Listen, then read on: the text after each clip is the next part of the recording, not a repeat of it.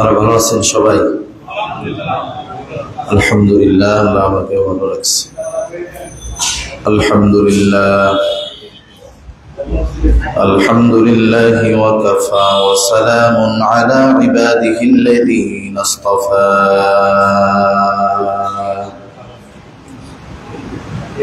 أما بعد فأعوذ بالله من الشيطان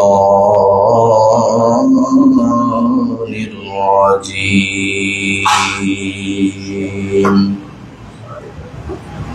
بسم الله الرحمن الرحيم. يا أيها الناس اتقوا ربكم الذي خلقكم من نفس واحدة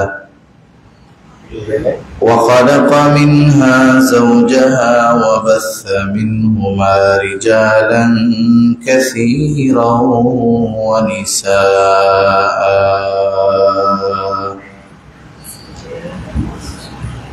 وقال رسول الله صلى الله عليه وسلم: من على جاريتين دخلت أنا وهو الجنة، أو كما قال النبي صلى الله عليه وسلم. صدق الله العلي العظيم وصدق رسوله النبي الكريم، ونحن على ذلك من الشاهدين والشاكرين، والحمد لله رب العالمين. سبحانك لا علم لنا إلا ما علمتنا إنك أنت العليم الحكيم.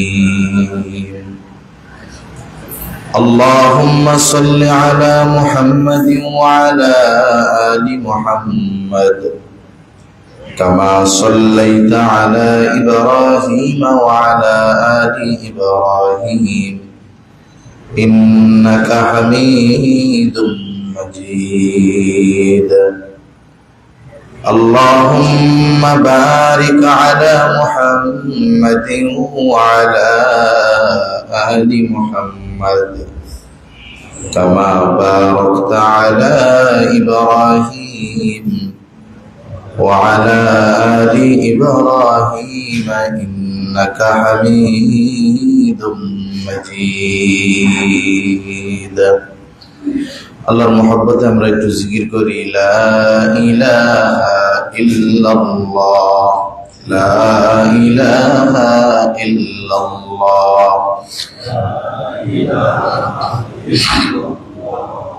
লা ইলাহা ইল্লাল্লাহ, লা ইলাহা ইল্লাল্লাহ, লা ইলাহা ইল্লাল্লাহ, لا إله إلا الله محمد رسول الله صلى الله عليه وسلم. আলহামদুলিল্লাহ, আল্লাহ রাব্বুল আলামিনের দরবারে অগণিত শুকর যে মহান মালিক আমাদের হায়াতে বরকত দিয়ে সুস্থ রেখে জুমার নামাজ আদায়ের লক্ষ্যে তার ঘরে আসার তৌফিক দিয়েছেন। সে মহান মালিককে খুশি করার জন্য মহব্বতের সাথে জবান খুলে অন্তর থেকে আমরা একবার কালিমাতুশ শুকর পাঠ করি, আলহামদুলিল্লাহ। অগণিত দুরূদ ও সালাম সাইয়্যিদুল আম্বিয়া, আশরাফুল আম্বিয়া, খাতামুল আম্বিয়া, ইমামুল মুরসালিন, রাহমাতুল লিল আলামিন মুহাম্মাদুর রাসূলুল্লাহ সাল্লাল্লাহু আলাইহি ওয়াসাল্লামের উপর। আপনারা হয়তো অনেকে অবগত আছেন যে ফ্যাসিস্ট সরকারের পতনের পরে এদেশে বিভিন্ন জায়গায় বা বিভিন্ন প্রতিষ্ঠানে বা বিভিন্ন স্থানে ব্যাপক আকারে সংস্কার চলতেছে। সংস্কার হয়তো আগের কিছু আইন পরিবর্তন হবে, নতুন করে কিছু আইন প্রণয়ন হবে, হয়তো আগে বাদ পড়া কিছু আইন নতুন করে আবার যোগ হবে। যেহেতু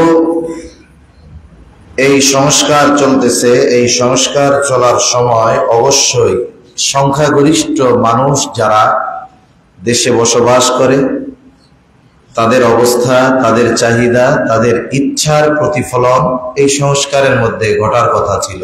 কিন্তু আফসোস, সামগ্রিকভাবে সব খবর তো আমাদের কাছে আসে না, কিন্তু যতটুকু আসে এর চাইতেও অভ্যন্তরীণ খবর কতটা ভয়াবহ হবে বা হয় আল্লাহ তাআলা ভালো জানে, আর যারা করতেছে তারা জানে। সম্প্রতি সময়ে নারী সংস্কার কমিশন এরা যে প্রস্তাবনাগুলো দিয়েছে, 318 পৃষ্ঠা ব্যাপী এক প্রতিবেদন জমা দেওয়া হয়েছে 17টি অধ্যায়ের আলোকে প্রধান উপদেষ্টার কাছে জমা দেওয়া হলো। এর ভিতরে কিছু বিষয় আছে যেগুলো স্পষ্ট সরাসরি কোরআন সুন্নাহর সাথে সাংঘর্ষিক, এবং মজার ব্যাপার হলো যে বিষয়গুলোকে তারা উল্লেখ করছে এই বিষয়গুলোর বিরুদ্ধে বহু আগ থেকেই তাওহীদি জনতা, ইমানদার মুসলমানেরা এই বিষয়গুলোর বিরুদ্ধে প্রতিবাদ করে আসতেছে। প্রতিবাদ করার কারণ হলো যে ওই বিষয়গুলো কোরআন সুন্নাহর সাথে সাংঘর্ষিক বিষয়। এজন্য সম্প্রতি সময়ে আমরা আবার দেখলাম যে এই বিষয়গুলোকে আবার প্রতিষ্ঠিত করার জন্য অপচেষ্টা চলতেছে। বিষয়টা হলো, অল্প কয়েকজন নারী কমিশনে যারা আছেন, এসির মধ্যে বসে থেকে সাধারণ মুসলমান বা সাধারণ মানুষের চাহিদা অনুধাবন করা যায় না। চার দেয়ালের মধ্যে বসে থেকে কোনো মানুষ নিজের অবস্থা অনুধাবন করতে পারে না। এই পৃথিবীতে যত জনবান্ধব শাসক আছে, জনবান্ধব শাসক, মানুষের হৃদয়ের ভাষা বুঝে, এই ধরনের শাসক যারা আছে দেখবেন এরা শুধু মসনদে বসে শুধু রাষ্ট্র পরিচালনা করছে এমনটা নয়, বিভিন্ন সময় ছদ্মবেশে সাধারণ মানুষের সাথে মিশে সাধারণ মানুষের অবস্থা, চাহিদা এটা পর্যবেক্ষণ করছে। যেসব জায়গাতে গ্যাদারিং বেশি হয়, মানে বিভিন্ন শ্রেণী পেশার মানুষ থাকে, এই সমস্ত কয়েকটা জায়গা ভিজিট করলে গোটা দেশের মানুষের চাহিদা মনোভাব বোঝা যায়। কিন্তু বর্তমান দুনিয়ার শাসকরা চার দেয়ালের মধ্যে, 5 স্তরের নিরাপত্তার মধ্যে এমন ভাবে থাকে যে রাষ্ট্রের কোন গুরুত্বপূর্ণ বিষয়ও তাদের কান পর্যন্ত পৌঁছানোর আগে এটা ভ্যানিশ হয়ে যায়। তাই এই কমিশন এমন ভাবে প্রধান উপদেষ্টার কাছে এটাকে পেশ করছে, প্রধান উপদেষ্টার ভেরিফাইড পেজের মধ্যে যতটুকু ট্রেইলার দিছে, বিস্তারিত না, সংক্ষিপ্ত যতটুকু প্রকাশ করছে, এতে মনে হচ্ছে যে বাংলাদেশে 99% মানুষের মনের চাহিদা মনে হয় এই নারী সংস্কার কমিশনের প্রতিবেদনের মাধ্যমে প্রকাশ পাইছে। অথচ দেখা যাবে যে এদেশের 1% মানুষও তাদের ওই প্রতিবেদন বা প্রস্তাবনাগুলোর সাথে একমত নয়। এজন্য এই বিষয়গুলো আমাদের খেয়াল করা দরকার, খেয়াল রাখা দরকার। যে বিষয়গুলো নিয়ে সবচাইতে বেশি সংস্কারের কথা তারা বলতেছে, এর মধ্যে একটা হলো উত্তরাধিকার আইন। উত্তরাধিকার আইন তারা বলতে চায় তাদের কথার ভাষায় যে মূলত টার্গেট তো ইসলামই থাকে, যে ইসলাম উত্তরাধিকার আইনের ক্ষেত্রে বৈষম্য করেছে, ওইটার সংশোধনী দরকার, আর সংশোধনীর মাধ্যমে নারী আর পুরুষের উত্তরাধিকার সম্পদে ইসলাম যেই অংশ সাব্যস্ত করেছে ওটাকে বাদ দিয়ে একেবারে সমান সমান করা, এটা হলো নারী কমিশনের দাবি। একটা জিনিস বুঝতে হবে যে আল্লাহ সুবহানাহু ওয়া তাআলা যে সিদ্ধান্তটা দিয়েছেন এর মধ্যে যৌক্তিক কারণ এবং কল্যাণ উভয়টাই আছে। যৌক্তিক কারণও আছে, কল্যাণও আছে। যদি মানবিক যৌক্তিক দৃষ্টিকোণ থেকে দেখা হয় যে নারীর সাথে বৈষম্য ইসলাম করছে, এটা তো ডাহা একটা মিথ্যা কথা, এর চাইতে বড় জুলুম মিথ্যা কথা আর হতে পারে না। নারীর অধিকার ইসলাম প্রতিষ্ঠা করেছে, নারীর মর্যাদা অধিকার, এটা সম্পদের মধ্যে অধিকার হোক, সম্মানের দিক দিয়ে অধিকার হোক, কন্যা হিসাবে অধিকার হোক, মা হিসাবে অধিকার হোক, স্ত্রী হিসাবে অধিকার হোক, পরিপূর্ণভাবে ইসলাম নারীর মর্যাদা অধিকার সর্বক্ষেত্রে, সম্পদের মধ্যে হোক, অন্যান্য বিষয় হোক, প্রত্যেক জায়গায় ইসলামী এটা পরিপূর্ণ প্রতিষ্ঠা করেছে, অন্য কোন জীবন দর্শন করতে পারে নাই। আরেকটা বিষয় হলো আলোর মূল্যায়ন মানুষ তখন করে যখন মানুষ অন্ধকার সম্পর্কে জানে। যদি আমি আপনি এমন কোথাও বসবাস করি যেখানে অন্ধকার কিছুই নাই, শুধু আলো আর আলো, তাহলে আমার কাছে আলোর মূল্যায়ন থাকবে না।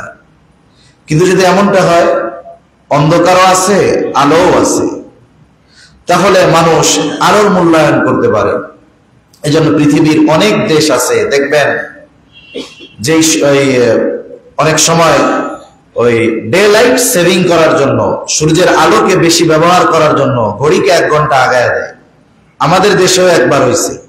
তা আমাদের দেশে এটার সচরাচর প্রচলন না থাকার কারণে মানুষ বিভ্রান্তির মধ্যে পড়ে যাইতো আর কি, যে ডিজিটালই কয়টা না আসলেই কয়টা।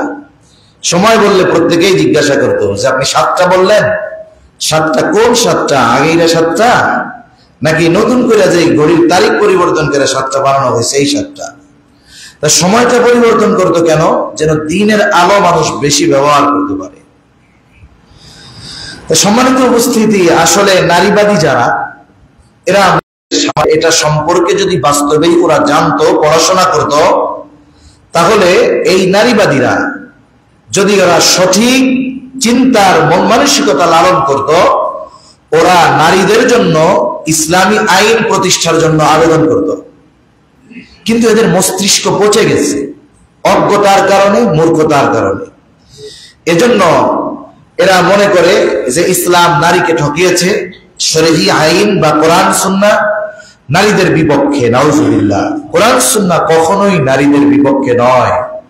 বরং যদি একথা বলা হয় আল্লাহর সিদ্ধান্তই সিদ্ধান্ত, যদি একথা যদি একটু যৌক্তিক দৃষ্টিকোণ থেকে পরিপূর্ণ বিশ্লেষণ করা হয়, দেখা যাবে ইসলাম নারীদেরকে সম্পদের দিক দিয়ে, সম্মানের দিক দিয়ে, সব দিক দিয়ে ইসলাম জিতিয়ে দিয়েছে। সব দিক দিয়ে ইসলাম তাদের জিতিয়েছে। ইসলাম পূর্বকালীন সময় নারীর কোন পরিচয়ে তার অধিকার প্রতিষ্ঠিত ছিল না। একটা নারীর অনেকগুলো পরিচয় হয়। প্রথম তো তার নারী হিসাবে একটা পরিচয় আছে, এরপরে সে কারো না কারো কন্যা হয়, কন্যা হিসাবে তার অধিকার আছে। এরপরে সে কারো না কারো স্ত্রী হয়, বলে স্ত্রী হিসাবেও তো তার অধিকার আছে। এরপরে সে যখন সন্তান জন্ম দেয়, মা হয়, মা হিসাবে তার অধিকার আছে। জাহেলিয়াতের সময় কোন পরিচয়ে নারীর অধিকার প্রতিষ্ঠিত ছিল না। এটা সামাজিক ভাবে হোক, সম্মানের দিক দিয়ে হোক, অথবা অর্থনৈতিক দিক দিয়ে হোক। ওই সময়ের অবস্থা কেমন ছিল? একজন ঐতিহাসিক লিখতেছেন জাহেলিয়াতের সময় নারীদের অবস্থা কেমন ছিল। তাদের প্রাণ মানুষের কাছে কত মূল্যহীন ছিল। একজন নারী রাস্তা দিয়ে হেঁটে যাচ্ছে, সে প্রেগন্যান্ট, গর্ভে সন্তান। 2টা পুরুষ তর্ক শুরু করছে। একজন বলতেছে যাই ওর পেটে যেটা আছে সেটা ছেলে, আরেকজন বলতেছে পেটে যে বাচ্চা আছে এটা মেয়ে। 2টার তো একটা হবে, ছেলে অথবা মেয়ে, যে কোনো একটা হবে। এদের 2 জনের মধ্যে তর্ক এক সময় এমন এক রূপ ধারণ করছে, মানুষ ওইখানে জমা হয়ে গেছে, আর 2 জন একে অপরের উপরে বিজয়ী হওয়ার জন্য বলতেছে না ছেলে, আরেকজন বলে না আমি। আরেকজন বলতেছে এত কিছুর কি দরকার, মহিলাদের ধর পেট ফাইরা দেখ ছেলে নামে, তাহলে তো সমাধান হয়ে গেল। একটু চিন্তা করেন, শুধুমাত্র এই বিষয়টাকে কেন্দ্র করে একটা জীবন্ত নারীকে ধরা হলো, তার পেট ফেড়ে ফেলা হলো, পেট ফেড়ে দেখা হলো পেটের মধ্যে ছেলে না মেয়ে। শুধুমাত্র দুইজনের তর্ককে কেন্দ্র করে একটা নারীর জীবন চলে গেল।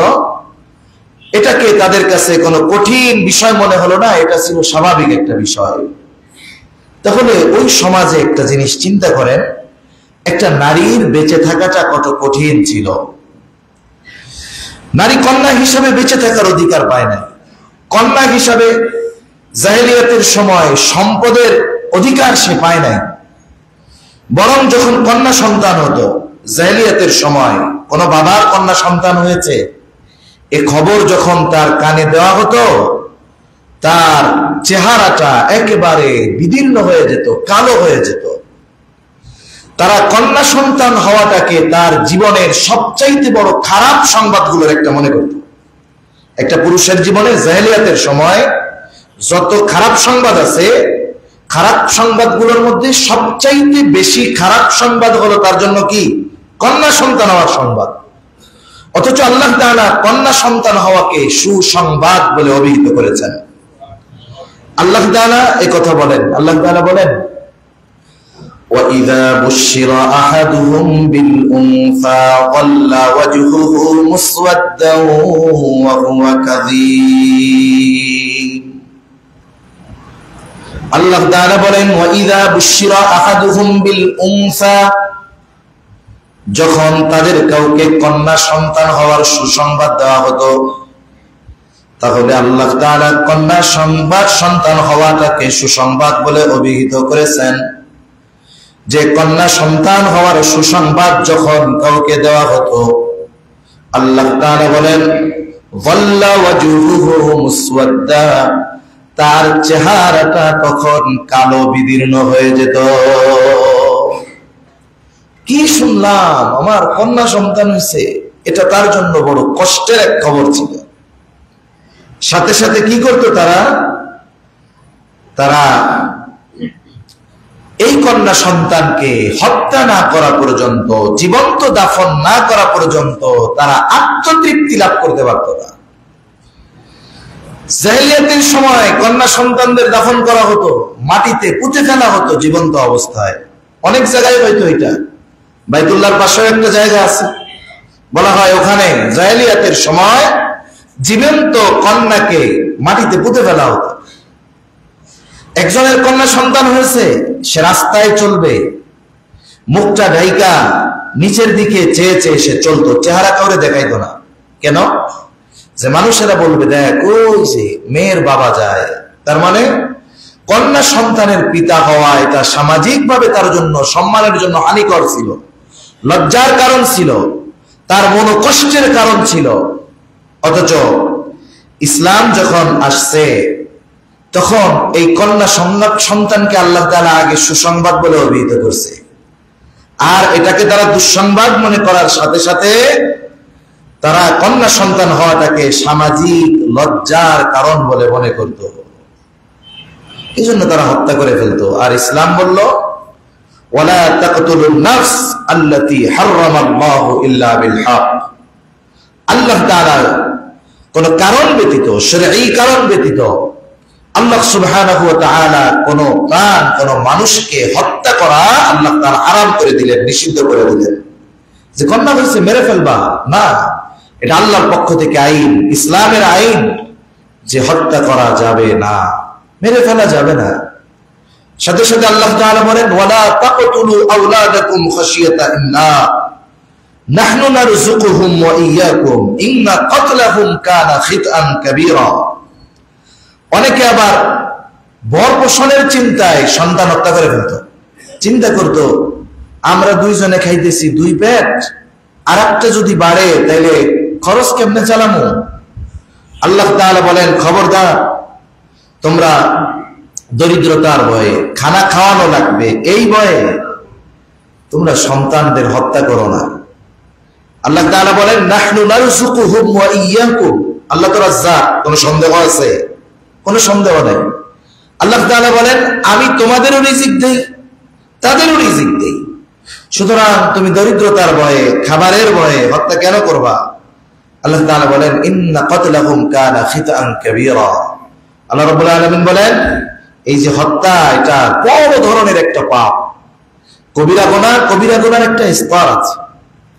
কিছু কবিরা গুনাহ আছে, বড় গুনার মধ্যে বড় গুনাহ, বড়র বড়, তাই না? বাপেরও বাপ আছে। আকবরুল কাবায়ের, কবিরা গুনার মধ্যে যেগুলো সবচেয়ে বড় বড় গুনাহ, এর মধ্যে অন্যতম একটি গুনাহ মানুষ হত্যা করা, শিশুদের হত্যা করা, বাচ্চাদের হত্যা করা। সম্মানিত উপস্থিতি, সাথে সাথে কন্যা সন্তানদের হত্যা করার অন্যতম একটি কারণ, আরো একটি কারণ ছিল যে তারা অন্তরে নারীদের প্রতি বিদ্বেষ লালন করত। অথচ দেখুন, তার ঘরে একটা স্ত্রী আছে, এরপরেও কন্যা হওয়াটাকে অন্তরের মধ্যে সে খারাপ ভাবে গ্রহণ করত। নারী বিদ্বেষিতা থেকে সে কন্যা সন্তানদের হত্যা করত। আরেকটা চিন্তা করত যে অনেক সময় বিবাহ পরবর্তী সময় কন্যা বিবাহ দেওয়ার পরে মেয়ের স্বামীর মাধ্যমে অনেকে অপমানিত হতো, অপদস্থ হতো। এই সামগ্রিক বিষয়গুলোকে সামনে রেখে জাহেলিয়াতের সময় কন্যা সন্তান হলে তারা কন্যা সন্তানকে জীবন্ত দাফন করে ফেলত। কিন্তু ইসলাম আসলো, ইসলাম কি বললো? যে কন্যা সন্তান এটা হওয়া সুসংবাদ।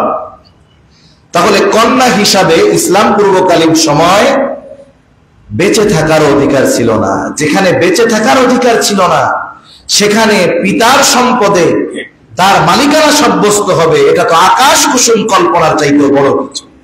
বেঁচেই যেখানে থাকবে না, সেখানে উত্তরাধিকার হিসাবে সে সম্পদ কোথার থেকে পাবে? কোনো কিছুই তার জন্য ছিল না।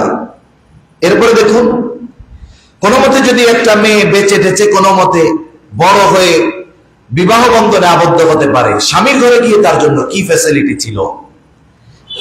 কোথায় দেন বহর? এগুলার তো প্রশ্নই ছিল না। স্বামীর ঘরে যাওয়ার পর সে এক ধরনের দাসত্বের জীবন তাকে অতিবাহিত করা লাগতো।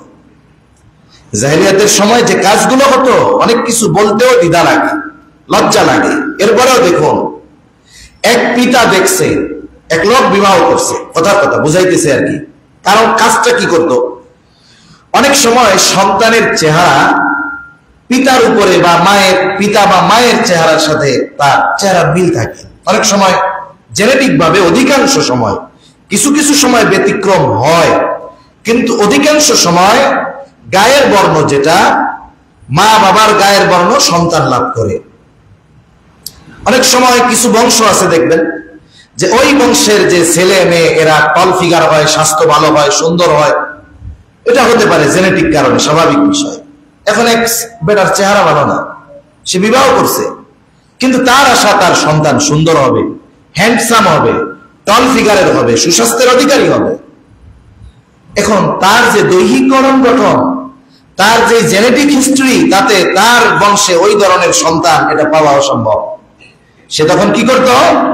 তার স্ত্রীকে ওই ধরনের পুরুষের কাছে সে নির্দ্বিধায় স্বেচ্ছায় পাঠায় দিত। নাউযুবিল্লাহ। স্ত্রীর বলার কোনো কিছুই ছিল না, কিছুই সে বলতে পারতো না, কারণ সে এক ধরনের গোলামীর জীবন অতিবাহিত করতে হতো। এরপরে স্ত্রীদেরকে শুধুমাত্র দৈহিক সুখের উপকরণ তারা মনে করত, যে বিবাহ এটা হলো আমার দৈহিক চাহিদা বা আমার সুখের উপকরণ, এটাই তারা মনে করত। তারপরে কি হইতো?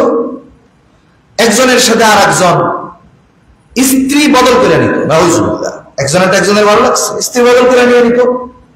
এই কর্মগুলো অন্য রূপে আমাদের সমাজে প্রতিষ্ঠিত আছে, এগুলো সমাজে আছে, কিন্তু একটু ঘুরায় ফিরায় ভিন্ন রূপে এই অপকর্মগুলো এই সমাজের মধ্যেও আছে। কম হইতে পারে, কিন্তু আছে, হয়তো একটু ঘুরায় ফিরায় ভিন্নভাবে। এছাড়াও আরো অন্যান্য বিষয় যেগুলো আছে, এগুলো আমার বলার মতো ইচ্ছা নাই। তাহলে চিন্তা করে দেখুন, স্ত্রী হিসাবে তার অধিকার কেমন ছিল? যে সে একটা বস্তুর মতো ছিল, একটা পণ্যের মতো ছিল। যা খুশি স্বামী তার স্ত্রীকে করতে পারতেছে, যার কাছে খুশি পাঠিয়ে দিতে পারতেছে। একেবারে গোলামীর মতো তার জীবন অতিবাহিত করা লাগতো স্বামীর ঘরে। এরপরে মা হইছে, মনে করেন মা হওয়ার পরে ওই জাহেলিয়াতের সময় যে মা হিসাবে অধিকার প্রতিষ্ঠিত হইতো তা না। সমাজে এটা ব্যাপক ছিল। পিতার মৃত্যুর পরে এমনও ঘটত যে ছেলে যদি বয়স্ক হতো, ওই পিতার মৃত্যুর পরে সে তার মাকে বিবাহ করতো। নাউজুবিল্লাহ। এটা ইউরোপ আমেরিকার অনেক জায়গায় আমরা শুনি, অনেক জায়গায় এমন ঘটনা ঘটে, আমরা পত্রিকায় খবরে দেখছি এরকম যে বিবাহ হয়েছে, ঘটছে না এরকম? নাউজুবিল্লাহ। তো জাহিলিয়াতের সময় এই কর্মগুলো ছিল। এরপরে স্বামী মারা গেলে স্বামীর সম্পদে স্ত্রীর একটা অংশ আছে না, ইসলাম দিয়েছে তো একটা অংশ, এই সম্পদ থেকে তাকে বঞ্চিত করা হতো। সন্তানরা এই সম্পদ তাকে দিত না। সাথে সাথে বিধবারা খুব কষ্টে জীবনযাপন করতো। যদি কেউ বিধবা হইতো, সন্তানও নাই, কিচ্ছু নাই, স্বামীও নাই, স্বামীর মৃত্যুর পর ওই ফ্যামিলির মধ্যে তার বসবাস করা মোটামুটি আগুনের মধ্যে থাকার মতো অবস্থা হয়ে যেত। ওইখানে তার একেবারে চূড়ান্ত দাসীর রূপে জীবনযাপন করা লাগতো। তার যেখানে তার রানীর মতো থাকার কথা ছিল, সেইখানে তাকে কামলার মতো, দাসীর মতো জীবনযাপন করা লাগতো। এটা ছিল তার সামাজিক অধিকার। কন্যা হিসাবে, স্ত্রী হিসাবে, মা হিসাবে, বিধবা হিসাবে, এক কথায় গোটা হায়াতে নারীর বেঁচে থাকার বা সম্মানের মর্যাদার কোনো অধিকারই ছিল না। আর অর্থনৈতিক অবস্থানের কথা তো এতেই বোঝা যায়। যেখানে তার বেঁচে থাকার অধিকার নাই, সেখানে সে অর্থনৈতিক অধিকার তার জন্য প্রতিষ্ঠিত হবে বা প্রতিষ্ঠা হবে বা থাকবে, এটা কল্পনাই করা যায় না। উত্তরাধিকার সূত্রে কোনো সম্পদ তারা পাইত না। এক কথায় শেষ। মহারানা, এটা নামকে অস্তে, এটা থেকেও তাদেরকে পূর্ণরূপে বঞ্চিত করা হতো। এখন আসেন, ইসলাম কি দিল নারীদের? প্রথমে তো একটা মানুষকে বেঁচে থাকার অধিকার দিতে হবে। মানবাধিকারগুলোর মধ্যে সবচেয়ে বড় অধিকার হলো বেঁচে থাকার অধিকার। ইসলাম সর্বপ্রথম নারীদেরকে সম্মান, নিরাপত্তা, মর্যাদা, সাথে সাথে বেঁচে থাকার অধিকার ইসলাম দিয়েছে। আল্লাহ তাআলা কোরআনুল কারীমের মধ্যে শিশু হত্যা, কন্যা হত্যা, অন্যায়ভাবে যে কোনো হত্যাকে ইসলাম পরিপূর্ণভাবে নিষিদ্ধ করে দিয়েছে। এটা ওহীর দ্বারা সাব্যস্ত। এই আইন যদি রাষ্ট্রীয়ভাবে বাস্তবায়ন হয়, তাহলে মানুষ পরিপূর্ণভাবে বেঁচে থাকার অধিকার লাভ করবে। অন্যায়ভাবে অমুসলিমদের হত্যা করার কোনো অধিকার নাই, অন্যায়ভাবে কোনো অমুসলিমকে মেরে ফেলার অধিকার নাই। তার মানে ইসলাম শুধু কন্যা বা নারীর ক্ষেত্রে বা ইমানদারদের ক্ষেত্রে নয়, ইসলাম সমগ্র মানব জাতির ক্ষেত্রে বেঁচে থাকার অধিকার ইসলাম প্রতিষ্ঠা করেছে। ইসলামে পরিপূর্ণভাবে বেঁচে থাকার অধিকার দিয়েছে। তা আসুন, কন্যা হিসাবে নারীর অধিকার কি? এক নম্বর, আল্লাহ তাআলা জানিয়ে দিলেন যে এই কন্যা হওয়া, ছেলে হওয়া, না হওয়া, একটাই হওয়া, এটা দুনিয়ার কোনো মানুষের হাতে এর নিয়ন্ত্রণ নাই। বরং ছেলে হওয়া, মেয়ে হওয়া, একাধিক সন্তান হওয়া, এর পূর্ণ নিয়ন্ত্রণ কার হাতে? আল্লাহর হাতে। আল্লাহ তাআলা বলেন, ইয়াহাবু লিমান ইয়াশাউ ইনাসা ওয়া ইয়াহাবু লিমান ইয়াশাউ যুকুর আও ইউযাওবিজুহুম যুকরানা ওয়া ইনাসা ওয়া ইয়াজআলু মান ইয়াশাউ আকিমা। আল্লাহ রাব্বুল আলামিন বলেন, তিনি যাকে ইচ্ছা কন্যা সন্তান দেন, যাকে ইচ্ছা ছেলে সন্তান দেন, যাকে ইচ্ছা তিনি উভয়টাই দেন। আবার যাকে ইচ্ছা তিনি বন্ধা করে রাখেন, তার মানে কোনোটাই তিনি তাকে দেন না। এজন্য কন্যা হওয়া, ছেলে হওয়া, মেয়ে হওয়া, এটা দুনিয়ার কোনো মানুষের নিয়ন্ত্রণাধীন নয়, বরং ছেলে হওয়া, মেয়ে হওয়া চূড়ান্ত ইচ্ছা যার, তিনি কে। এজন্য কন্যা হলে ওই কন্যার প্রতি বিরাগভাজন হওয়া, রাগ দেখানো, অসন্তুষ্ট হওয়া, কেমন যেন এটা আল্লাহ তাআলার ফয়সালার প্রতি অসন্তুষ্ট হওয়া। কিন্তু প্রকৃত ঈমানদার কখনো আল্লাহর সিদ্ধান্তের উপরে অসন্তুষ্ট হয় না। এজন্য আল্লাহ জানিয়ে দিলেন, কন্যা সন্তান হওয়ার জন্য তোমরা কন্যা সন্তানকে দায়ী করো। অনেক সময় অনেকে স্ত্রীদেরকে দায়ী করে, মাকে দায়ী করে যে কন্যা সন্তান হওয়ার জন্য মা দায়ী।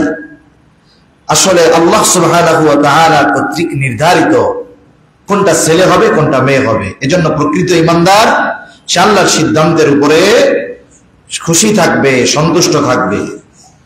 তাহলে 1 নাম্বার, কন্যা সন্তানের সুসংবাদে অসন্তুষ্ট হওয়া এটা জাহেলিয়াতের সময়ের আলামত। কারণ এই জাহেলরাদেরকে যখন কন্যা সন্তানের সুসংবাদ দেওয়া হতো, চেহারার দিকে তাকানো যাইত না, তাদের চেহারাটা মলিন হয়ে যাইত, কালো হইত। আবার দেখুন রাসূল আকরাম সাল্লাল্লাহু আলাইহি ওয়াসাল্লাম কন্যা সন্তান লালন পালন করার ফজিলতের কথা বলেছেন। কন্যা সন্তান লালন পালনকারীর জন্য নবীজি সাল্লাল্লাহু আলাইহি ওয়াসাল্লাম 3 ধরনের সুসংবাদ দিয়েছেন। কয় ধরনের? জোরে বলেন, কয় ধরনের? 3 ধরনের সুসংবাদ দিয়েছে। 1 নাম্বার, কন্যা সন্তান লালন পালন করার মাধ্যমে, যথাযথ লালন পালনের মাধ্যমে জাহান্নাম হতে মুক্তির সুসংবাদ নবীজি দিয়েছেন, জান্নাত লাভের সুসংবাদ দিয়েছেন। আর রাসূল সাল্লাল্লাহু আলাইহি ওয়াসাল্লামের সাথে জান্নাতে থাকবার সুসংবাদ নবীজি দিয়েছে। একজন মুমিন ইমানদার যদি এই নিশ্চয়তা পেয়ে যায়, তাহলে তার জীবনে আর লাগে কি? তার চাইতে সৌভাগ্যবান আর কেউ হতে পারে না। কারণ সফলতাই তো জাহান্নাম থেকে বেঁচে জান্নাতে যাওয়ার মধ্যে। আল্লাহ তাআলা কোরআনুল কারীমের মধ্যে বলেন, ফামান যুহজিহা আনিন নারি ওয়া উদখিলাল জান্নাতা ফাকাদ ফাজ। আল্লাহ তাআলা বলেন, যাকে আগুন থেকে তথা জাহান্নাম থেকে বের করে জান্নাতে প্রবেশ করানো হবে, জাহান্নাম থেকে বাঁচানো হবে, জান্নাতে প্রবেশ করানো হবে। আল্লাহ তাআলা বলেন ফাকাদ ফাজ, সেই লোকটাই অবশ্যই সফল হয়ে যাবে। তার মানে সফলতা হলো জাহান্নাম থেকে বাঁচা, জান্নাতে যাওয়া। এজন্য নবীজি সাল্লাল্লাহু আলাইহি ওয়াসাল্লাম বলেন, মান ইবতুলিয়া বিশাইইন মিনাল বানাত ফাসাবারা আলাইহিন্না কুন্না লাহু হিজাবাম মিনান নার। নবীজি সাল্লাল্লাহু আলাইহি ওয়াসাল্লাম বলেন, যাকে কন্যা সন্তান দ্বারা পরীক্ষায় ফেলা হয়েছে, কন্যা সন্তান দেওয়া হয়েছে, আর সে এই পরীক্ষার উপরে সবর করেছে, তার মানে আল্লাহ কন্যা সন্তান দিয়েছে, সে এতে অসন্তুষ্ট হয় নাই, সাথে সাথে কন্যা সন্তানকে যথাযথভাবে যত্নের সাথে লালন পালন করেছে, দ্বীন শিখিয়েছে এবং সর্বশেষ একটি দ্বীনদার পাত্রের হাতে পাত্রস্থ করেছে, বিবাহ দিয়েছে। নবীজি সাল্লাল্লাহু আলাইহি ওয়াসাল্লাম জানিয়ে দেন, এই কন্যা সন্তান কিয়ামতের দিন তার জন্য জাহান্নাম থেকে পর্দা অন্তরায় হয়ে দাঁড়িয়ে যাবে। এটা তার জাহান্নাম থেকে পর্দা হবে, অন্তরায় হবে এই কন্যা সন্তান। এরপরে নবীজি সাল্লাল্লাহু আলাইহি ওয়াসাল্লাম হাদিসের মধ্যে বলেন, লা ইয়াকুনু লি আহাদিকুম সালাসু বানাতিন আও সালাসু আখাওয়াতিন ফায়ুহসিনু ইলাইহিন্না ইল্লা দাখালাল জান্নাহ। নবীজি সাল্লাল্লাহু আলাইহি ওয়াসাল্লাম বলেন, তোমাদের মধ্যে কাউকে যদি 3টা কন্যা সন্তান দেওয়া হয়, অথবা কারো যদি 3টা ভগ্নী থাকে, বোন থাকে, সন্তান হয়েছে 3টা কন্যা সন্তান, অথবা 3 কন্যা সন্তান হয়েছে, বাবা মারা গেছে, তাদের ভাইয়েরা আছে, ভাইদের 3টা বোন, বাবা নাই। নবী সাল্লাল্লাহু আলাইহি ওয়াসাল্লাম বলেন, ফায়ুহসিনু ইলাইহিন, তাদের সাথে ভালো আচরণ করেছে, তার মানে তাদের কারণে তারা অসন্তুষ্ট হয় নাই, তাদেরকে কষ্ট দেয় নাই, যথাযথভাবে লালন পালন করেছে, দ্বীন শিখিয়েছে, দ্বীনদার পাত্রের সাথে বিবাহ দিয়ে দিয়েছে। নবীজি বলেন, ইল্লা দাখালাল জান্নাহ, এই যে তাদের সাথে ভালো আচরণ করলো, এর বিনিময়ে আল্লাহ তাআলা তাদেরকে জান্নাতে প্রবেশ করাবে। তাহলে ভগ্নী হোক, বোন হোক, অথবা নিজের কন্যা হোক, এদের সাথে সদাচরণের মাধ্যমে জান্নাতে যাওয়া যায়, এদের সাথে ভালো ব্যবহারের কারণে জান্নাতে যাওয়া যায়। তাহলে নবীজি বললেন, জাহান্নাম থেকে বাঁচার কারণ হবে কন্যা, জান্নাতে যাওয়ার কারণ হবে কন্যা। একই বাসের মধ্যে, অনেক সময় একই ট্রেনের মধ্যে, একই বিমানের মধ্যে সবার গন্তব্য এক, সবাই যাবে এক জায়গায়, সবাই প্যাসেঞ্জার, তবে প্যাসেঞ্জারদের মধ্যেও কিন্তু ক্লাসিফিকেশন থাকে। বিমানের মধ্যে বিজনেস ক্লাস থাকে, ইকোনমি ক্লাস থাকে, আর একটা ফার্স্ট ক্লাস থাকে, কোনো জায়গায় স্তর 3টা হয় কোনো কোনো বিমানের মধ্যে। আবার ট্রেনের মধ্যে অনেক সময় একটা থাকে বাংলা, বৈশা যাবে খালি কাঠের বেঞ্চির উপরে, আরেকটা থাকে সুলভ, একটা শোভন চেয়ার, স্নিগ্ধা, ওই জায়গায় এসি সহ চেয়ার কোচ। আর এক জায়গায় থাকে ঘুমায় ঘুমায় শুয়ে শুয়ে যাওয়া যায়, কেবিন আরাম। ট্রেন এক, কিন্তু যাত্রীর ফ্যাসিলিটি ভিন্ন। যে যাত্রী যত আপার ক্লাস বেশি দাম দিয়ে টিকিট কাটে, তার ফ্যাসিলিটি, সম্মান, মর্যাদা তত বেশি থাকে। জান্নাতে সবাই গেল, তবে নবীর সাথে যারা জান্নাতে থাকবে তাদের ফ্যাসিলিটি হলো একেবারে ভিআইপি ভিভিআইপি ক্লাসের। এজন্য সাহাবায়ে কেরাম জান্নাতে যাওয়া নিয়ে যত পেরেশানি করতেন, তারপরে তার চাইতে বেশি চিন্তায় থাকতেন জান্নাতে গিয়ে নবীর সাথে থাকা যাবে কিনা। জান্নাতে যাওয়া নিয়ে যত টেনশন করতেন, এর চাইতে চিন্তা করতেন কোনটা নিয়ে, যে জান্নাতে গিয়ে কি নবীর সাথে থাকা যাবে কিনা। তার মানে তাদের সার্থকতা ছিল যে জান্নাতে গিয়ে আমি সার্থক তখন হব যখন জান্নাতে গিয়ে নবীর সাথে থাকতে পারবো। এজন্য এক সাহাবীকে নবীজি জবাব দিয়েছেন একটা প্রশ্নের আলোকে। জবাবে বলছেন, আল মারউ মা'a মান আহাব্বা, যে যাকে মহব্বত করে তার সাথে জান্নাতে থাকবে।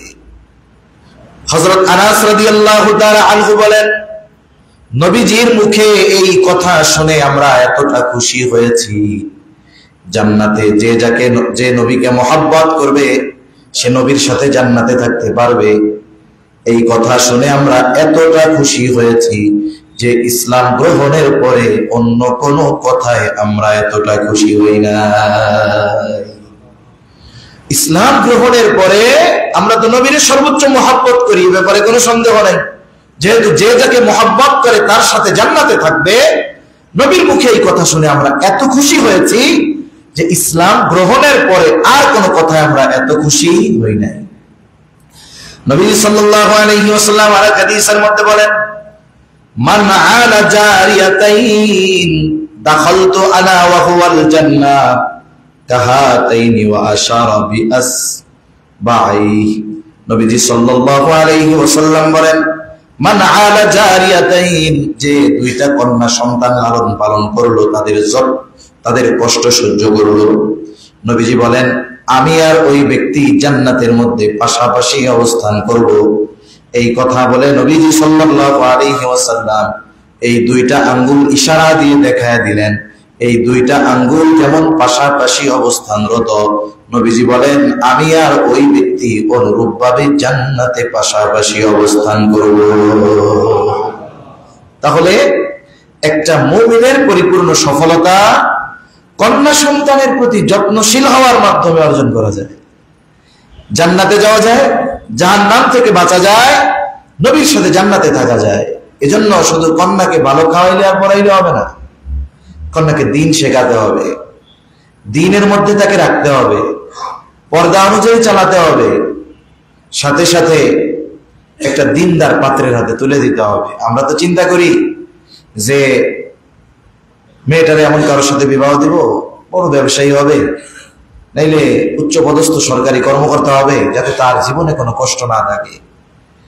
আমরা পিতা মাতারা সন্তানদের সফলতা বা তাদের সুখ স্বাচ্ছন্দ্যের কথা চিন্তা করে দিনকে প্রাধান্য না দিয়ে আমরা এই জাগতিক বিষয়টাকে প্রাধান্য দেই। কিন্তু কি হবে, আমি আপনি হয়তো কন্যাটারে বিবাহ দিয়ে দিলাম বড় ব্যবসায়ী উচ্চপদস্থ কর্মকর্তার সাথে জাগতিক সুখ স্বাচ্ছন্দ্যে থাকার জন্য। দেখা গেল ও দিনের বাইরে চললো, অন্যায় করলো, অপরাধ করলো, ওর স্বামী তো এই জন্য দোষী হবেই, কিন্তু প্রথম দোষী বানাবে বাবাকে, যে আমার বাপ তো বিয়ে দেওয়ার সময় আমাকে দিনদার পাত্র দেখে বিবাহ দেয় নাই। এজন্য অভিভাবকদের এই বিষয়গুলো অনুধাবন করা দরকার, বোঝা দরকার। তা যে কথা বলতেছিলাম যে কন্যা সন্তান হওয়াটা শুধু সুসংবাদ নয়, এটা জান্নাতে যাওয়ার মাধ্যম, জাহান্নাম থেকে বাঁচার মাধ্যম, নবীর সাথে জান্নাতে থাকবার পদ্ধতি, উপায় কন্যা সন্তান হওয়া আর কন্যা সন্তানের প্রতি রাজি খুশি থাকা। এখন আসেন, তাহলে বোঝা গেল প্রথম বিষয় যে জাহেলিয়াতের সময় কন্যা হিসাবে বেঁচে থাকার অধিকার ছিল না, কিন্তু ইসলাম তাকে সম্মানের সাথে, মর্যাদার সাথে কন্যা হিসাবে বেঁচে থাকার অধিকার ইসলাম তাকে দিয়েছে। এরপরে স্ত্রী হিসাবে নারীর অধিকার কি ছিল, তার নিরাপত্তা কি ছিল, মর্যাদা কি ছিল, বলে জাহেলিয়াতের সময় কিছুই ছিল না। না নিরাপত্তা ছিল, না তার সম্মান ছিল, না থাকার সম্মানের সাথে তার বেঁচে থাকার অধিকার ছিল, কিছুই ছিল না। স্ত্রীর মৌলিক চাহিদা সহ তার নিরাপত্তা, তার সাথে সদাচরণ, এগুলো স্বামীর দায়িত্ব। তার মৌলিক যত চাহিদা আছে, তারপরে দেনমোহর দেওয়া, তার খাদ্য, বস্ত্র, চিকিৎসা, বাসস্থান সহ তার প্রয়োজনীয় যত ব্যবস্থাপনা, এগুলো গ্রহণ করা স্বামীর উপরে আবশ্যকীয় কর্তব্য। আসলে যারা বলে সম অধিকারের কথা, এরা যদি একটু চিন্তা করে, তাহলে এই দুই একটা বিষয় সম অধিকারের কথা যদি বলে, কথার কথা, পুরুষরাও যদি বলে বসে, ঠিক আছে, অন্যান্য যত ক্ষেত্র আছে সব জায়গায় সমান অধিকার হবে, তাহলে দেখবেন আস্তে ওই যে সম অধিকারের বেলুন যেটা ফুলাইছে আস্তে করে চুপসে যাবে। অধিকাংশ ক্ষেত্রে যারা চাকরিজীবী, চাকরি করে, অনেকে আমাদের কাছে মেসেজ দেয়, উনিও চাকরি করে, ছেলেও মানে স্বামীও চাকরি করে, স্ত্রীও চাকরি করে, কিন্তু সংসারের খরচের ক্ষেত্রে পুরুষ যতটা ব্যয় করে নারী তার 10 ভাগের 1 ভাগও করে না। বড় অনেক স্বামী এটা বলে যে আমার সন্তানদের লালন পালন করতে গিয়ে উনি কর্মজীবী হওয়ার কারণে আমার খরচ বেড়ে যাচ্ছে। এখানে আমি ওনারে বলছি যে তুমি চাকরি করতেছো ভালো কথা, কিন্তু আমার সন্তানদের লালন পালনের জন্য এক্সট্রা যে খরচ আছে তুমি সেটা শুধু দাও। বলে না না না, আমি যেটা ইনকাম করবো সেটা আমার, আমি 1 টাকাও দিতে পারবো না, আমারটা যা খুশি তাই করবো। তখন যদি অধিকারের কথা আসে, 30,000 টাকা বাসা ভাড়া তুমি 15,000 দাও, 20,000 টাকা ফ্যামিলির অন্যান্য খরচ দাও, চিকিৎসা করতে খরচ হয়েছে এত অর্ধেক দাও, তখন যদি এই কথা বলা হয় দেখবেন সব দৌড়াবে, বলবে না না আগেই ভালো ছিল। এজন্য ইসলাম যে তাদেরকে অগ্রাধিকার দিয়েছে এটাও তারা অনেক ক্ষেত্রে অনুধাবন করতে পারে না। সবাই না, অধিকাংশ মানুষ এটা বুঝে, মা বোনরা অধিকাংশ বুঝে, কিন্তু একটা আইন এটা জারি করা হয়, একটা আইন প্রণয়ন করা হয় তো এই দুশ্চরিত্রের কয়েকটা নারীবাদী নামে ইসলাম বিদ্বেষীদের কথার মাধ্যমে, ঠিক কিনা বলে? এজন্য আমাদেরকেও বুঝতে হবে, প্রতিবাদী হতে হবে এই বিষয়গুলো। তাহলে দেখুন রাসূল সাল্লাল্লাহু আলাইহি ওয়াসাল্লাম নারীদের সমস্ত মৌলিক খরচ সহ তার খাবার, চিকিৎসা, বাসস্থান এগুলো তো দিবেই। আমার বিবাহের সময় দেনমোহর দেওয়া লাগবে, এটা দিতে হবে, ইসলাম এটা সাব্যস্ত করেছে। যৌতুক ইসলামে হারাম, যারা যৌতুক আনে নিঃসন্দেহে এটা হারাম কাজ করে, এটা জঘন্য এক কবিরা গুনাহ, কিন্তু দেনমোহর দিতে হবে। এরপরে নারীর সাথে সদাচরণের নির্দেশ স্বয়ং আল্লাহ তাআলা দিয়েছেন, নবীজি তো দিয়েছেনই, ওয়াশিরুহুন্না বিল মারুফ, তাদের সাথে উত্তম আচরণ করার নির্দেশ স্বয়ং আল্লাহ তাআলা দিয়েছেন, ভালো ব্যবহারের নির্দেশ দিয়েছেন। সাথে সাথে নবীজি সাল্লাল্লাহু আলাইহি ওয়াসাল্লাম স্ত্রীদের সাথে কেমন সদাচরণকারী ছিলেন।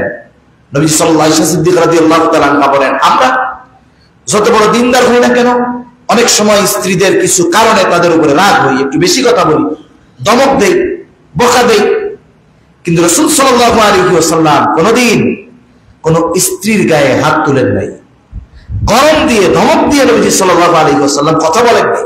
এটা তো নবীজির উত্তম চরিত্র, ওনার মতো আখলাক তো আর আমাদের হবে না, কিন্তু নবীজি করেছেন। সাথে সাথে নারীদের সাথে উত্তম আচরণের কথা নবীজি বলেছেন। নবীজি বলেছেন তারা বাঁকা হাত দিয়ে তৈরি, তাদের থেকে এই অবস্থায় তোমাদের উপকৃত হতে হবে। যদি বেশি সোজা করতে যাও ভেঙে যাবে, আর যদি একেবারে ছেড়ে দাও তাহলে এটা আরো বাঁকা হয়ে যাবে। এজন্য এই অবস্থায় তাদের থেকে উপকার হাসিল করতে হবে, এই অবস্থাতেই তাদের সাথে বসবাস করতে হবে। নবী সাল্লাল্লাহু আলাইহি ওয়াসাল্লামকে অনেক সময় উম্মাহাতুল মুমিনিনরা নারীগত স্বভাব সুলভের জন্য এমন কিছু আচরণ করতেন, নবীজি কষ্ট পাইতেন, কিন্তু এর প্রতি উত্তরে নবীজি কিছু বলতেন না। তার মানে দেখুন, উত্তম আচরণের দিক দিয়েও নারীর প্রতি অগ্রাধিকার নবীজি সাল্লাল্লাহু আলাইহি ওয়াসাল্লাম দিয়েছেন। এরপরে আসুন, মা হিসাবে নারীর মর্যাদা কি ছিল, অধিকার কি ছিল, নিরাপত্তা কি ছিল। জাহেলিয়াতের সময়ের কথাগুলো তো আমরা জানলাম। এমনও হতো সন্তান মাকে বিবাহ করত, এমনও হতো সম্পদ বঞ্চিত করত, দাসীর মতো জীবন যাপন করা লাগতো, একেবারে অবহেলায় তার হায়াত কেটে যেত। অথচ রাসূল সাল্লাল্লাহু আলাইহি ওয়াসাল্লাম পিতামাতার অগ্রাধিকারের ব্যাপারে বলেছেন, স্বয়ং আল্লাহ তাআলা কোরআনুল কারীমের মধ্যে মা বাবার সাথে সদাচরণের কথা বলেছেন। আল্লাহ তাআলা বলেন, ওয়াসাইনাল ইনসানা বিওয়ালিদাইহি হামালাতুহু উম্মুহু ওয়াহনান আলা ওয়া ফিসালুহু ফি আমাইনি আনিশকুরু লি ওয়া লিওয়ালিদাইক। আল্লাহ রাব্বুল আলামিন পিতামাতার সাথে সদাচরণের কথা বলেছেন। এখানেও আল্লাহ রাব্বুল আলামিন মায়ের কথা স্পেসিফিক ভাবে আলাদা ভাবে উল্লেখ করে বলেছেন, তোমরা পিতামাতার সাথে সদাচরণ করো। তবে মার কথা আলাদা ভাবে বলছে, হামালাতুহু উম্মুহু ওয়াহনান আলা ওয়াহন ওয়া ফিসালুহু ফি আমাইনি আনিশকুরু লি ওয়া লিওয়ালিদাইক। তোমার মা তোমাকে কষ্টের উপরে কষ্ট করে গর্ভধারণ করেছে, পেটে রাখছে মা, কত কষ্ট হয়েছে। এই কষ্টটা কত কষ্ট যে আল্লাহ বলতেছেন যে তোমাদেরকে তোমাদের মা ওয়াহনান আলা ওয়াহন, কষ্টের উপরে কষ্ট করে গর্ভধারণ করেছে, 2 বছর দুধ পান করিয়েছে। তোমরা মাতা পিতার সাথে সদাচরণ করবা। সাথে সাথে আল্লাহ বলেন আনিশকুরু লি ওয়া লিওয়ালিদাইক, যে তোমরা শুধু আমি আল্লাহর কৃতজ্ঞতা প্রকাশ করলে হবে না, আমি আল্লাহর কৃতজ্ঞতা প্রকাশের সাথে সাথে তোমার পিতামাতার কৃতজ্ঞতা প্রকাশ করো। তাহলে পিতামাতার সাথে সদাচরণ এবং পিতামাতার সাথে কৃতজ্ঞতা প্রকাশের কথা বলতে গিয়ে আল্লাহ তাআলা কোরআনের বেশ কয়েক জায়গায় আলাদাভাবে মায়ের কথা আল্লাহ উল্লেখ করেছেন। তার মানে সন্তানকে ভালো আচরণের ক্ষেত্রে পিতার চাইতে মাকে অগ্রাধিকার দিয়েছে। মা যদি নাস্তিক হয়, তারপরেও কাফের হয়, ভালো আচরণ। আসমা বিনতে আবু বকর রাদিয়াল্লাহু তাআলা নবীজির কাছে আসছে, এসে বলে আমার মা মুশরিকা, আপনারে দেখতে পারে না, আপনারে সে খুব অপছন্দ করে। তখন আমার মা তো মাঝে মধ্যে আমার কাছে আসে, আপনাকে সে দেখতে পারে না, অপছন্দ করে, কেমন আচরণ করবো আমি? নবীজির কে সে পছন্দ করে না। নবীজি বলেন নাই যে মুশরিকা, ভালো ব্যবহার করে না, আমাকে ভালো বলে না, খারাপ আচরণ করবা, না না। নবীজি বললেন তোমার মা, তুমি তোমার কাছে আসলে তুমি তার সাথে সদাচরণ করবা, ভালো ব্যবহার করবা। সুবহানাল্লাহ। তাহলে দেখুন বোন হিসাবে অধিকার আছে। আল্লাহ রাসূল সাল্লাল্লাহু আলাইহি ওয়াসাল্লামের হাদিস তো আমরা জানলাম, যার 3টা কন্যা আছে বা 3টা বোন আছে, এর আগে আছে 2টা কন্যা আছে, 2টা বোন আছে, অনেকগুলো হাদিস আসছে এই আলোকে। যাদের সাথে ভালো আচরণ করলে জান্নাতে প্রবেশ করা যাবে, জাহান্নাম থেকে বাঁচা যাবে। এজন্য বোনদের হক প্রদানের নির্দেশ ইসলাম দিয়েছে। এরপরে একটা মহিলা যখন বিধবা হয়ে যায়, তার সন্তানও যদি না থাকে, স্বামী তো নাই, সন্তানও নাই, সমাজের মানুষ তার উপর অনেক জুলুম করে, অত্যাচার করে, অথচ ইসলাম বিধবাদের সহযোগিতা করা। আল্লাহ রাসূল সাল্লাল্লাহু আলাইহি ওয়াসাল্লাম নবুয়তির বহু আগে যারা এই ধরনের অসহায় ছিল, নিঃস্ব ছিল, বিধবা ছিল, নবীজি সাল্লাল্লাহু আলাইহি ওয়াসাল্লাম ওই সময় থাকতেই তাদের দিকে খেয়াল রাখতেন, বিধবাদের সেবা করতেন, অর্থের সহযোগিতা দরকার হলে অর্থনৈতিকভাবে সহযোগিতা করতেন। কোন সময় যদি কোনো কর্মের মাধ্যমে সহযোগিতা করার দরকার, নবুয়তের আগে নবীজি করতেন। এই জন্য নবীজি সাল্লাল্লাহু আলাইহি ওয়াসাল্লাম বলেন আসসাহি আলাল আরমালা ওয়াল মিসকিন কাল মুজাহিদি ফি সাবিলিল্লাহ। একজন বিধবাকে সহযোগিতা করা আর মিসকিন, নিঃস্ব, অসহায় যারা, এদেরকে সহযোগিতা করা কেমন যেন আল্লাহর রাস্তায় জিহাদ করার মতো। সুবহানাল্লাহ। কারণ এই মানুষগুলো সমাজে নিগ্রহের শিকার হয়। আরো নারী যদি হয় তাহলে তার উপরে আরো বিপদ আপদ বেশি থাকে। মানুষ বিভিন্নভাবে তার উপরে আক্রমণ করতে চায়, হক বঞ্চিত করতে চায়। স্বাভাবিকভাবে অনেকে তার উপরে অন্যান্যভাবে জুলুম করে। নবীজি সাল্লাল্লাহু আলাইহি ওয়াসাল্লাম এজন্য বিধবাদের সহযোগিতা করতে বলেছেন।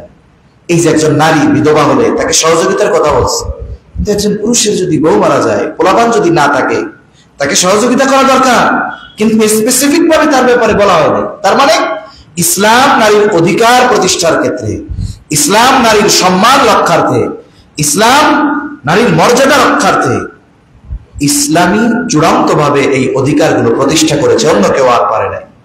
এরপরে আল্লাহ রাসূল সাল্লাল্লাহু আলাইহি ওয়াসাল্লাম তো একজন বাদে সব বিবাহগুলো করেছেন বিধবা।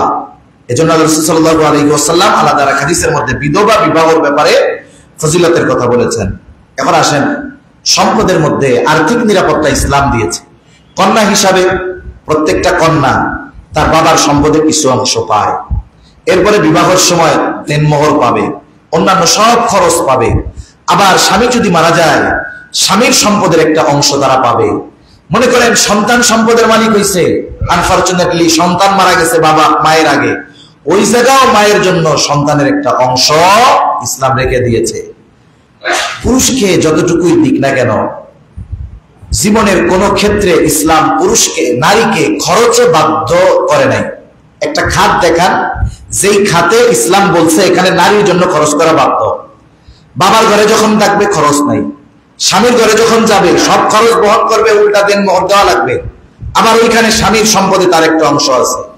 আবার সন্তানের ঘরে যাবে, আল্লাহ তাআলা কোরআনের আয়াত নাজিল করে সন্তানকে মায়ের সাথে স্পেশাল ভাবে আচরণের নির্দেশ দিয়েছেন। আবার সন্তানের সম্পদে মায়ের একটা অংশ আল্লাহ তাআলা ইসলাম অংশ রেখে দিয়েছে। তার মানে যারা বলতে চায় ইসলাম নারীর অধিকার দেয় নাই, আর এই কথা বলে সংস্কারের নামে কোরআন সুন্নাহর উপরে আঘাত করতে চায়, ওই সমস্ত কালো হাত কোরআন সুন্নাহর উপরে দিয়ে, ওই সমস্ত কালো হাত যারা কোরআন সুন্নাহর উপরে আঘাত করতে চায়, এদেশের মুসলমানেরা ওই ধরনের কালো হাত বরদাস্ত করবে না। ঠিক কিনা বলুন? এজন্য এই বিষয়গুলো রাষ্ট্রের দায়িত্বশীলদের খেয়াল রাখা দরকার যে মানুষের চাহাত কি, চাহিদা কি, ইসলাম কি বলে। অতীতে এই বিষয়গুলো নিয়ে বারবার ইসলাম বিদ্বেষীরা অপচেষ্টা চালিয়েছে আইনগুলো করার। ইসলাম প্রিয় জনতা এগুলো প্রতিহত করেছে। আবারও যদি হয়, প্রচেষ্টা যদি করে, তাহলে আবারও ইসলাম প্রিয় তৌহিদি জনতা, দিন প্রিয় মানুষ, এরা দিনের জন্য, কোরআনের জন্য আন্দোলন করতে, বাধা দিতে এরা কখনো পিছপা হবে না ইনশাআল্লাহ। এজন্য বিষয়গুলো আমাদের খেয়াল করা দরকার। নারীদের অধিকার ইসলাম দিয়েছে। আল্লাহ রাসূল সাল্লাল্লাহু আলাইহি ওয়াসাল্লামের কাছে একজন এসে জিজ্ঞাসা করে, আমার কাছে সবচেয়ে ভালো ব্যবহার পাওয়ার অধিকার কে? নবীজি বললেন, তোমার মা। তারপর কে? তোমার মা। তারপর কে? তোমার মা। এরপরে নবীজি বলছেন, তারপর কে? এরপরে নবীজি বলছেন, তোমার বাবা আর অন্যান্য যারা আছে তারা। এজন্য ইসলাম নারীর অধিকার প্রতিষ্ঠা করেছে সব দিক দিয়ে, অর্থনৈতিক দিক দিয়ে, সামাজিক দিক দিয়ে, মর্যাদার দিক দিয়ে। এমন কোন পরিচয় নাই যেখানে ইসলাম নারীর অধিকার প্রতিষ্ঠা করে নাই। এজন্য নারী অধিকারের নামে কোরআন সুন্নাহ বিরোধী কোন আইন ইনশাআল্লাহ এদেশের মুসলমানেরা বরদাস্ত করবে না। আল্লাহ সুবহানাহু ওয়া তাআলা আমাদের সবাইকে কথাগুলো বুঝবার তৌফিক দান করুন। আমরা যারা সুন্নাত পড়বো, সুন্নাত পড়ে